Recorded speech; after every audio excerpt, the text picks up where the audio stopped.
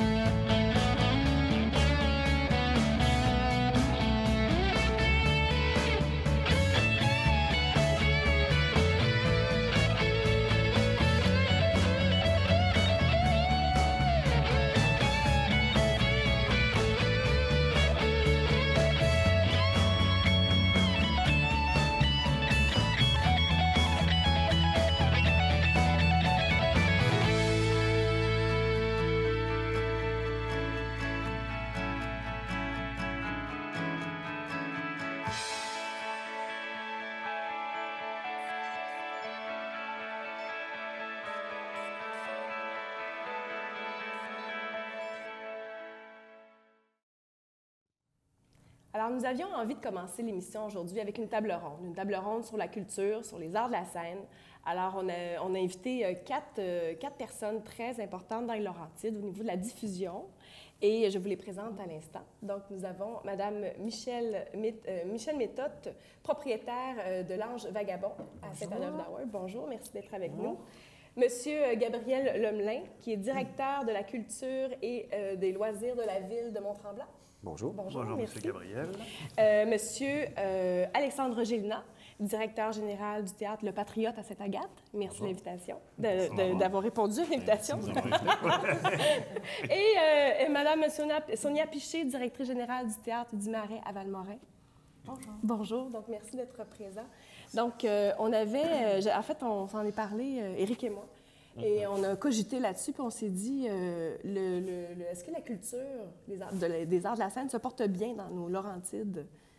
Est-ce que c'est en effervescence? Est-ce que le public est au rendez-vous? Donc, j'aimerais vous entendre là-dessus. Que se passe-t-il dans nos belles montagnes? Bien, je pense qu'il y a un éveil de plus en plus grand à la culture, là, ça c'est certain. On est peut-être que mes collègues ne seront pas d'accord, mais on était peut-être un peu en retard au niveau du développement culturel dans notre région, mais je pense qu'on est en train de reprendre du poil de la bête de plus en plus. La culture est présente et soutenue dans la plupart là, des villes. Nous, on est de la MRC des Laurentides, bien sûr, mais... Oui, mieux soutenu, je pense. Par la communauté? Par la communauté, par les municipalités aussi. Si je parle dans le cas de la ville de Mont-Tremblant, bien sûr, c'est une ville qui soutient, avec un budget important, la culture à Mont-Tremblant. Alors, je pense que je le vois ailleurs aussi. Je le vois à Valmorin, où il va y avoir un nouveau théâtre. Je le vois à Sainte-Agathe. Donc, je pense qu'on est un peu en retard, mais on est en train de se remettre à jour. C'est une région, je pense, qui est de plus en plus riche en offres culturelle, diversifiée aussi. On ne peut pas s'ennuyer un week-end dans les Laurentides. Là. Tout à fait. Puis on a des gens de plus en plus qui décident de prendre le nord plutôt que d'aller vers Montréal pour voir des spectacles. Puis tant mieux de pouvoir les accueillir aussi parce qu'on s'entend que c'est un lieu de diffusion, mais il y a tout autour aussi tous les services qu'on peut... Souvent, on a référé des gens pour de l'hébergement, oui, parce qu'il y a une incidence économique directe aussi. La culture, ça amène ça aussi. Je pense que de plus en plus, dans les dernières années, on arrive à une belle offre. Ouais. Donc, il y a plus d'offres, mais il y a plus de demandes aussi? C'est sûr que je dirais que c'est... je dirais en dents de scie, dans le sens où, oui, on est dans le populaire et demeure populaire et facile. Au niveau de la découverte, c'est toujours un défi pour les diffuseurs d'aller dans les propositions plus découvertes. Et pourtant, on voudrait y aller davantage parce qu'il y a des bijoux. On est très chanceux au Québec. De propositions de très grande richesse. Puis, le public, parfois je me demande, est-ce qu'il était plus curieux avant au niveau de la découverte? En art vivant, en spectacle. On va l'avoir par plein de médias différents, que ce soit YouTube, tout ça, on va écouter de la musique, mais de se déplacer vers le spectacle pour découvrir un artiste qu'on ne connaît pas, cette audace-là, il faut la développer, il faut la stimuler. Est-ce qu'on pourrait dire que dans les grands centres, les gens sont plus curieux? Est-ce qu'il y a plus d'effervescence à ce niveau-là, au niveau de découvrir des nouveaux artistes, d'aller dans des expositions, contrairement aux Laurentides où les gens sont plus craintifs? Selon moi, c'est généralisé. C'est mondial. On a moins de population qu'à Montréal et à Québec, bien sûr. Donc, nécessairement, les gens qui fréquentent la culture, il y en a moins. Ça c'est certain. Mais je veux dire, il y a le fait aussi que la culture, ça s'incarne dans des lieux. C'est bien beau investir toujours des lieux non traditionnels. Ce qui s'est produit dans notre région dans les dernières années, c'est qu'il y a des lieux culturels qui sont nés, comme le Marais, comme Sainte-Agathe-des-Arts, aussi aux Patriotes, comme nous à l'Église du village. Bon, bien sûr, il n'y a pas rien que des infrastructures en art de la scène. Maintenant, on a aussi, nous, à Mont-Tremblant, on a 2 galeries d'art, donc, je veux dire, qui sont des centres d'exposition qui appartiennent à la ville. Donc, il y a un public pour ça aussi. Il y a un public, il faut le développer. Je dirais, là où on a à travailler, je pense, dans notre région, vous me direz si vous êtes d'accord, je pense qu'on a à travailler avec les jeunes publics, beaucoup. Et on va avoir à le faire de plus en plus dans les prochaines années. C'est peut-être là où où le bas blesse, je dirais, on ne fait pas assez pour les jeunes publics. Et je pense qu'il va falloir qu'on mette de l'avant des initiatives là-dessus, parce que développer des publics, on développe des publics pour aujourd'hui, mais on développe aussi des publics pour demain. Tout à fait. Ça va devenir un grand défi. Moi, je serais curieuse d'entendre Madame Méthode. Vous êtes dans une petite communauté, une population quand même pas si jeune que ça. 3700 habitants, moyenne d'âge de 52 ans. Donc, c'est assez particulier. On n'est pas le long de l'autoroute, on n'est pas... Il faut vraiment faire un détour pour venir Est-ce que le public voir est au des spectacles. rendez-vous? De plus en plus. Nous, ça fait 2 ans et demi aussi. On est en développement de clientèle. Mais oui, les gens sont au rendez-vous, sont très, très contents, évidemment, qu'il y ait ce lieu-là de rencontres, de spectacles, de diffusion des arts dans le village. Et ça amène nécessairement de la création aussi. Je veux dire, ça oui. Il y a un réseautage d'artistes qui se fait. C'est sûr que ça simplifie les rencontres, clairement. Et les gens sont très contents. Donc, il y a une fierté. Oui. C'est une sentiment fierté d'appartenance aussi. Tout à fait. Oui. C'est ce que la culture et effectivement, amène notre clientèle, c'est vraiment tous les Laurentides. On a des clients qui vont au Théâtre du Marais. Ça se partage et c'est très bien. Puis on entend souvent, c'est vrai qu'il y a beaucoup de gens qui ne vont plus à Montréal. Voir des spectacles, ils sont très heureux. Je vous arrête là-dessus. On va prendre une petite pause et au retour, on poursuit notre discussion table ronde avec nos invités. À tout de suite.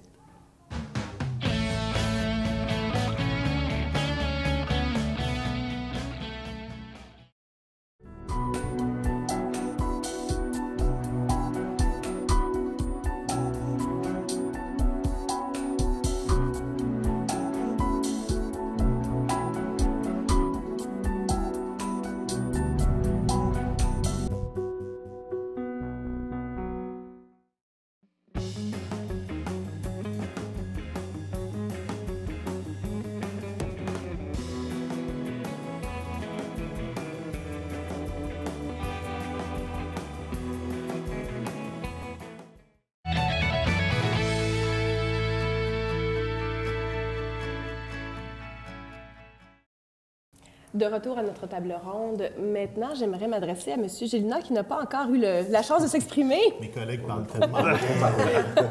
Tellement intéressant. Moi, j'aimerais vous questionner sur les défis de la programmation dans des arts de la scène, dans un milieu où il y a plusieurs diffuseurs. Lieux de diffusion, oui. Bien, c'est un beau défi, hein, effectivement, mais je pense tranquillement, on essaie d'instaurer une collaboration de plus en plus efficace. Parce qu'on se parle, hein, on se parle quand même. Et puis, les lieux sont très différents aussi l'un de l'autre. Oui. Par exemple, je me souviens d'une rencontre que j'avais avec Sonia où on se disait, tel artiste, ça, c'est plus Théâtre du Marais que Patriote. Parce qu'il faut penser aux artistes là-dedans, dans quel lieu qui pourront être le mieux mis en valeur. Je pense aussi qu'il faut penser là-dedans. Puis on se parle, qu'est-ce que tu fais cette année? Moi, je fais ça, toi, tu fais ça. OK, lui, je l'aime beaucoup, lui, c'est un coup de cœur. OK, c'est correct, c'est ton coup de cœur. Je te laisse. Oui, c'est ça. On négocie? Ça commence à s'instaurer tranquillement. Mais c'est un défi quotidien parce que on a chacun notre rythme aussi de travail.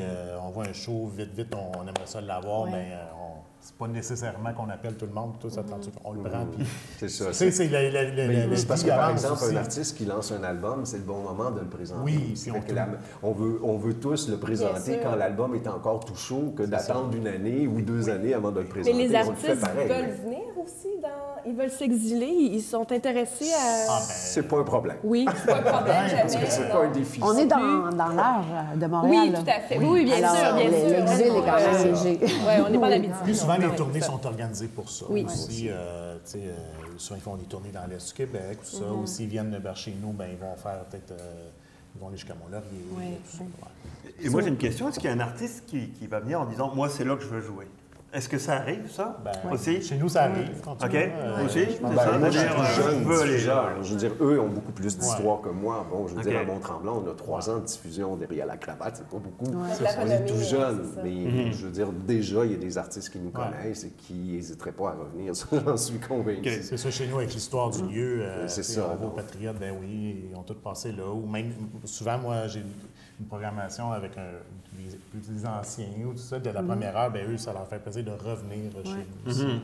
Puis Marais fait du rodage beaucoup à cause de sa petite salle. Alors, les artistes, comme un rituel, à un moment donné, Yann Perrault passe par le Marais. Même donc, il y aurait plus d'artistes émergents à ce moment-là, peut-être au Marais qu'aux Patriotes? Ou pas moi, c'est à cause de la jauge que le rodage est fait. Vu que c'est une petite salle, on veut faire des rodages dans les petites salles. Puis, à la synagogue, on n'avait pas la technique nécessairement. Maintenant, oui, avec la nouvelle salle, on va pouvoir... mais ça demeure une petite jauge. Alors, c'est des rituels que, OK, je pars mon show au Marais. Ce qui est intéressant d'avoir cette mixité de lieux-là, c'est qu'on peut suivre aussi, les spectateurs de la région peuvent suivre l'évolution d'un artiste aussi. S'ils commencent dans un petit lieu, ils peuvent même commencer à l'Ange-Vagabond. Oui, c'est ça. Ça doit être un bon bassin. Après, on s'en va au Marais ou à Première Scène, et puis après ça, on va aller faire la grande salle aux Patriotes. Donc, les spectateurs des Laurentides peuvent suivre aussi l'évolution des artistes. Est-ce que vous priorisez ou c'est que, en fait, les artistes locaux, est-ce que vous donnez une vitrine? Est-ce que c'est dans vos préoccupations d'encourager les gens d'ici? Tout à fait. Oui. Mais on ne peut pas non plus se confiner, être trop régionaliste. Mais oui, moi, j'essaie de le faire de diverses façons. Entre autres, par exemple, l'an prochain, je vais laisser le mois de décembre parce que je sais, il y a une cantatrice chez nous qui s'appelle Lise Brunel, qui à chaque année fait un spectacle de Noël. On a Steve Provost aussi qui a instauré une tradition depuis 3 ans de faire un spectacle de Noël à l'église du village. Donc, on laisse la place. Souvent aussi, je propose, pas toujours si accepté par les artistes, mais quand j'ai un artiste de la région que je pense qu'il pourrait bien cadrer avec un autre artiste, je vais le proposer à l'artiste en première partie. Mais ça est de moins en moins efficace parce que de plus en plus, les artistes te proposent une première partie. Et bien souvent, je veux dire, ce sont des artistes de calibre aussi. Je veux dire, avec Brigitte Boisjoli, par exemple, en première partie, j'ai Mathieu Lippé. Alors, Mathieu Lippé, qui est un grand, je veux dire, qui fait du spoken words, qui fait de la poésie chantée, que j'aurais pas pu présenter autrement. Parce que personne ne le connaît. Oui, c'est ça. Alors, donc, ça permet de découvrir aussi. Puis nos artistes, oui, je pense que Sonia le fait assez fréquemment. Les soirées artistes d'ici, depuis tout début. Ça fait 10 ans qu'on en fait une dizaine par année. Alors, c'est de mettre en lumière vraiment nos artistes de la région des Laurentides professionnels. Nous, avec notre jauge, c'est un peu plus difficile, avec 650. Mais à un moment donné, on avait essayé, on a réuni Luc Juteau, Félix Leroux, tout ça, ensemble. On fait comme une espèce de showcase. Ça, c'était agréable. Mais avec la boîte à chansons qu'on essaie de développer, on va tenter aussi de laisser une place. C'est important. Le retour de la boîte à chansons. Parce que le lieu de diffusion, il faut aussi que la communauté se l'approprie. Exactement. Je pense comme au théâtre entre amis aussi, ils sont venus jouer chez nous. Faut que les gens se l'approprient puis qu'ils fassent partie de la communauté. Tout comme l'aréna ou la piscine municipale. Donc est-ce qu'on observe ça? Est-ce que les gens se portent bénévoles pour... Bien, moi, le phénomène chez nous, le lieu existe depuis 3 ans.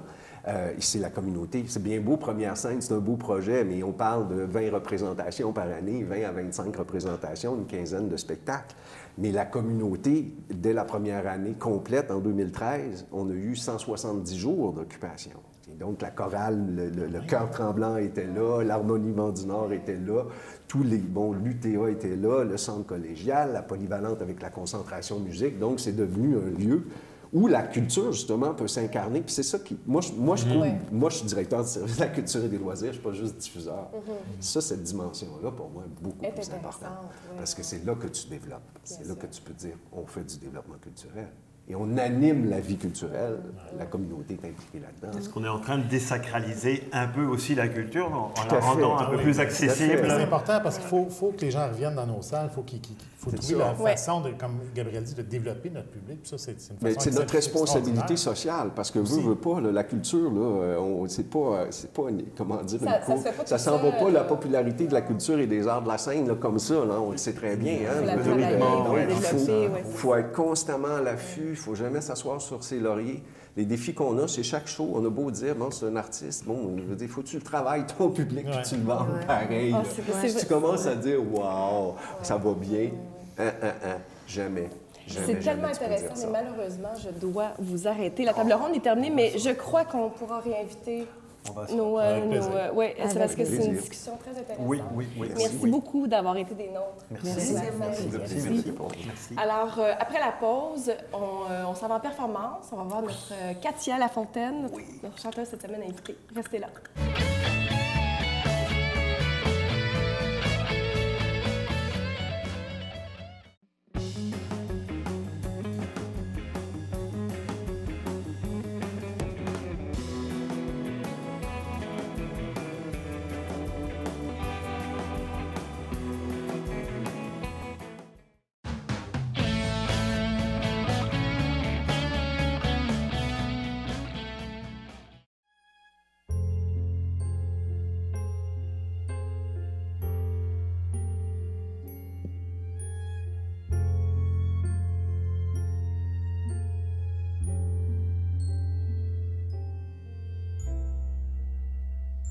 Je n'aime pas le reflet dans mon miroir qui me fout la paix, ce désespoir. J'ai pas grandi pour être une môme. Je veux juste que la vie soit moins morose. C'est pas de ma faute, j'en ai vu d'autres. Peut-être que si tu venais vers moi, peut-être qu'à deux on trouvera un équilibre sur une vie qui reflètera l'amour, la joie. Peut-être qu'à deux, on trouvera.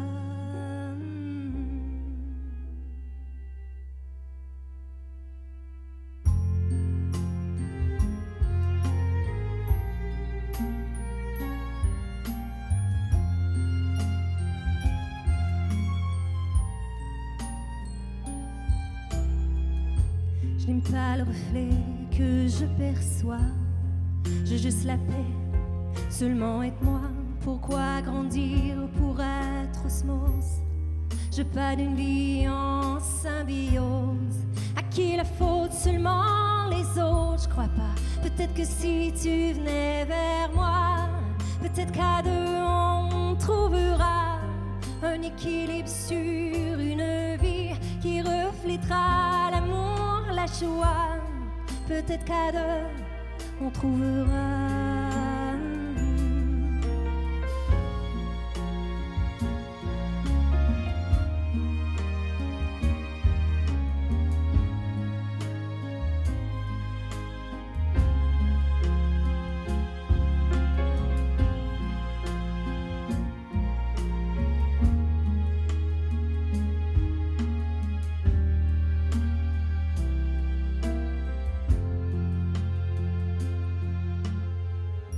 J'aime tant le reflet que tu perçois.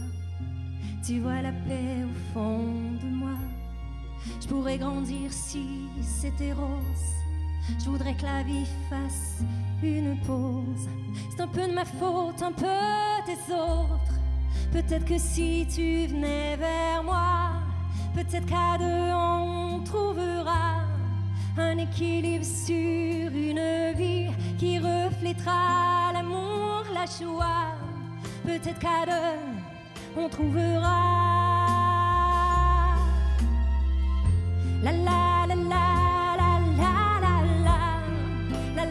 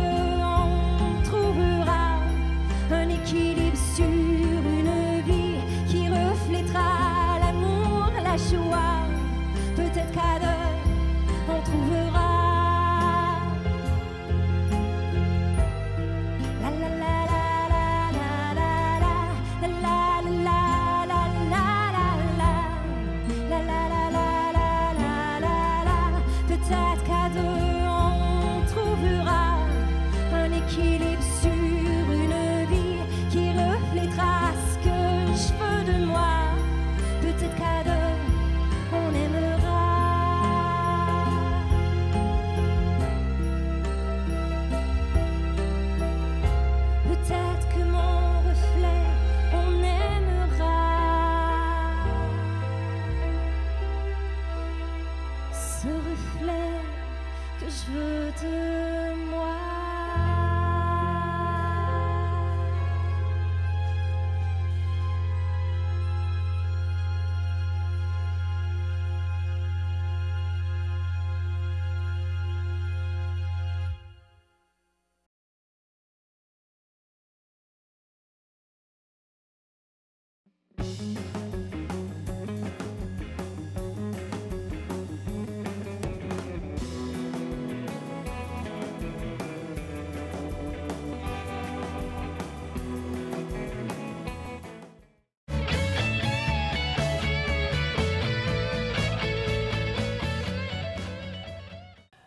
De retour à l'émission Sur la scène en compagnie de Katia Lafontaine qui vient nous offrir une magnifique performance de sa chanson intitulée Mon reflet. Donc bonjour Katia. Bonjour. Merci d'être avec nous. Bonjour Katia. Merci de me recevoir. Merci. Katia, on a une question qui nous brûle les lèvres. Musicienne, écuyère. Oui, bien, on parle justement écuyère parce que ma passion aussi, c'est chanter, évidemment, composer, faire de la musique, mais il y a aussi les chevaux. Donc, c'est ça, c'est drôle que vous en parliez parce que je vais faire partie d'un spectacle ici à l'Estérel, dans les Laurentides. C'est le Haras Laurentien qui fait Opérette et Voltaire. Puis j'ai le bonheur d'être choisie comme chanteuse pour interpréter une pièce à cheval lors de ce spectacle. Alors, pour moi, c'est merveilleux. Et au niveau de la technique d'être assise à chanter sur un cheval qui est en mouvement, est-ce que ça change quelque chose? Oui. Est-ce que c'est plus Bien, difficile? là, en fait, pour le premier tableau, on ne sera pas vraiment en mouvement. Évidemment, je vais rentrer, je vais sortir et tout ça. C'est sûr que le cheval, on est à sa disposition. Alors, si lui décide de bouger, bien là, à ce moment-là, on réajuste. Mais sinon, non, je vais vraiment être assis parce que c'est sûr que chanter en marchant, ça pourrait très bien se faire. Sauf qu'évidemment, avec le public, on ne sait jamais les réactions. Donc, ça va être vraiment plus stable. Et on ne trottera pas, on ne galopera pas en chantant. Ma voix elle va avoir beaucoup de vibrato. Mais non, ça va être vraiment une pause statique. Mais il y a un musicien qui va venir me trouver pour faire vraiment un beau tableau.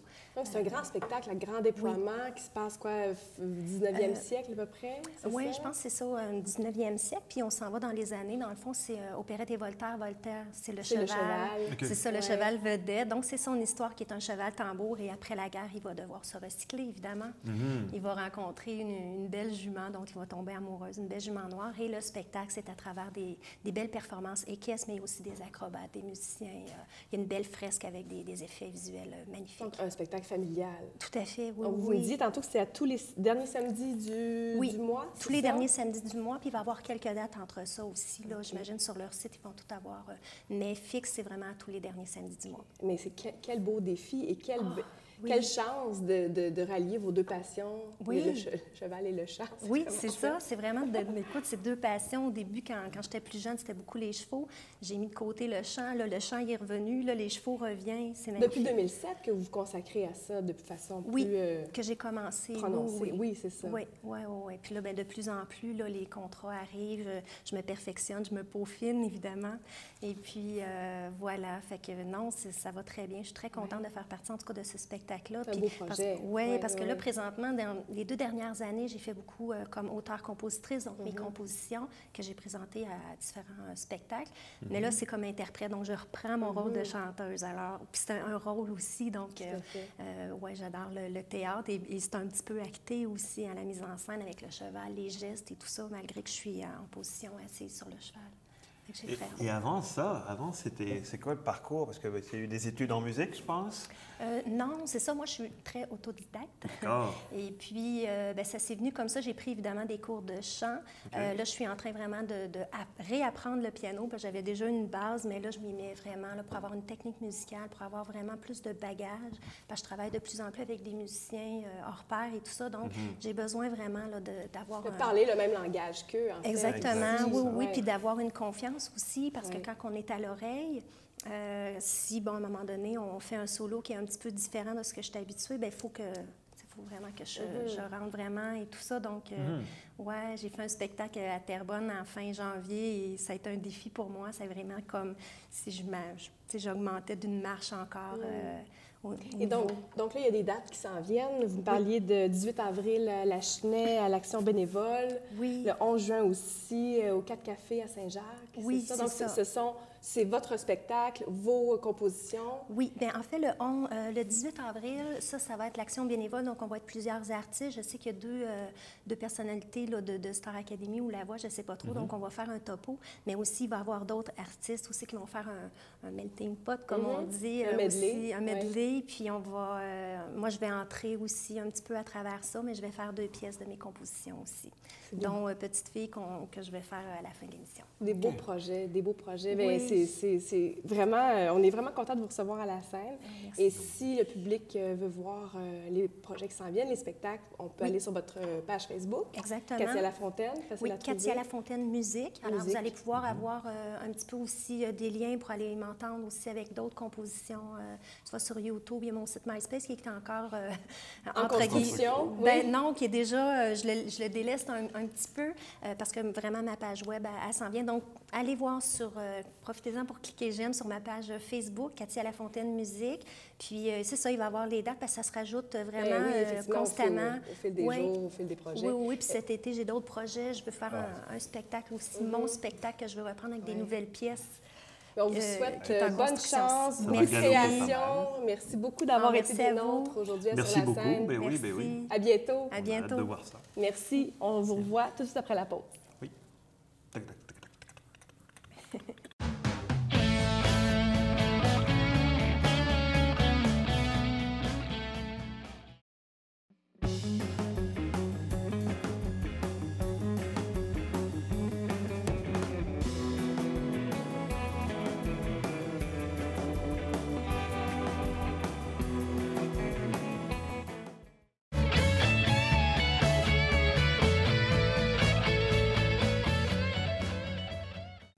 Et voilà, c'est ce qui conclut notre émission sur la scène cette semaine. Alors, j'aimerais remercier tout d'abord Éric. Toujours un Merci. plaisir. Oui, merci Stéphanie aussi de ta présence. Ainsi que tous nos invités qui ont participé à l'émission cette semaine, entre autres Gabriel Lemelin, Michel Méthode, Sonia Piché, Alexandre Gélina. Et aussi Katia Lafontaine, qui est venue sans son cheval, mais bon... Elle le laisse à l'entrée. Elle l'a laissé à l'entrée. Les chevaux ne sont pas admis dans le studio. Donc, on vous invite à consulter notre page Facebook pour commentaires, idées et tout le reste. Des mots d'amour, hein, on aime ça. On aime ça. Oui, des Oui. autres. Oui, bon, OK. Alors, on vous dit à la prochaine. Et on vous dit à la prochaine. Bye bye.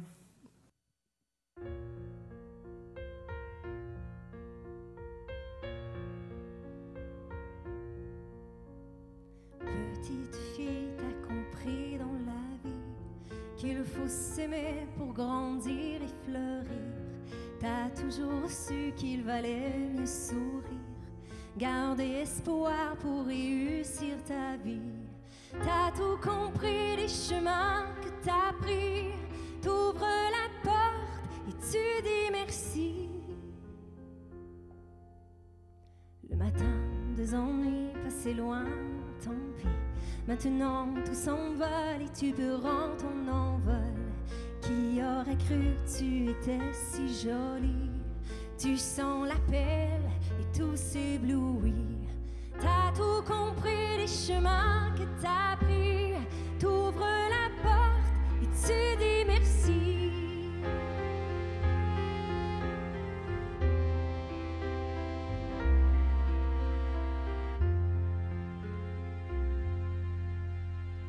Avec le temps, j'ai bien saisi que la toute petite fille, c'était qui? C'était moi. Bien endormie tout au fond de la nuit, grandissant, j'ai fleuri.